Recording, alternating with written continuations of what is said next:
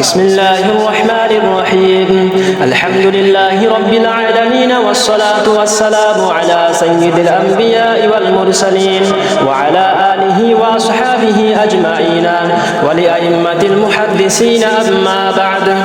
باب قول الله تعالى ونزع الموازين القسط ليوم القيامة وأن أعمال بني آدم وقولهم يوزن وقال مجاهد القسطاس والعدل بالرومية ويقال القسط مصدر المقسط وهو العادل وأما القاسط فهو الجائر.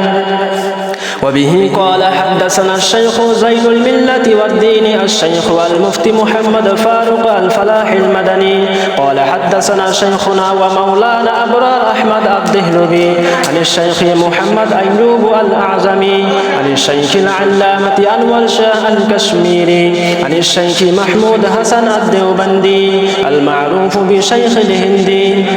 وبه قال حدثنا شيخنا وأستاذنا الشيخ عبد الرشيد المظاهري وحدثنا الشيخ العارف بالله عبد الباري المظاهري رئيس الجامعة كلاهما يرويانه عن الشيخ العلامة الفهامة أمير المؤمنين في الحديث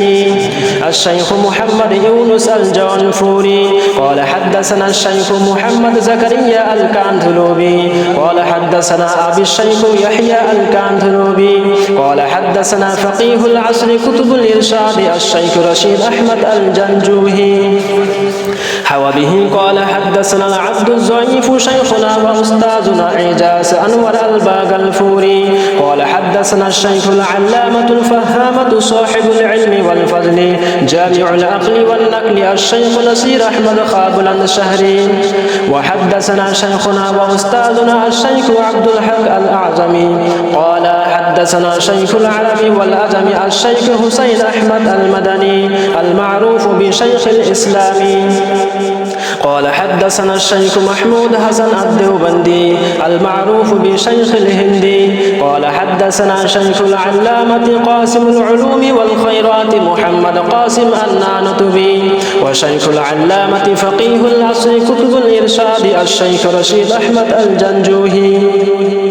وهما يرويانه عن الشيخ العلامة عبد الغني المجدد عن الشيخ الشاه محمد إسحاق الدهلبي عن الشيخ الشاه عبد العزيز المحدث الدهلبي عن والده مسند الهند محمد أحمد الشهير بولي الله بن عبد الرحيم الفلت ثم الدهلبي قال حدثنا الشيخ أبو طاهر محمد بن إبراهيم المدني قال حدثنا الشيخ إبراهيم الكردي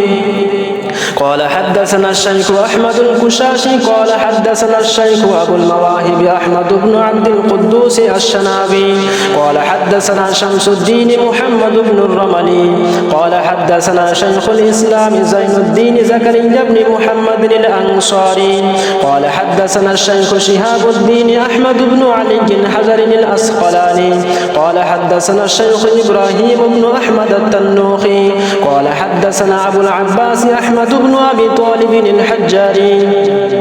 قال حدثنا أبو علي حسين المبارك الزبيد الحنفي قال حدثنا أبو الوقت عبد العول بن عيسى بن شويب السجدي الهروي قال حدثنا أبو الحسن عبد الرحمن بن مزفر بن محمد الداودي قال حدثنا أبو محمد عبد الله بن أحمد السرخسي قال حدثنا أبو عبد الله محمد بن يوسف الفربري المؤلف هذا الكتاب الإمام الهمام الحافظ الحجة أمير المؤمنين في الحديث أبي عبد الله محمد بن إسماعيل بن إبراهيم بن المغيرة بن بردزبة الجوفي اليماني البخاري رحمه الله تعالى. اللهم انفعنا وانفعنا بعلومه وعلومهم آمين يا رب العالمين. أنه قال حدثنا أحمد بن أشكاب قال حدثنا محمد بن فزيل عن عمارة بن القعقاع عن أبي زرعة عن أبي هريرة رضي الله تعالى عنه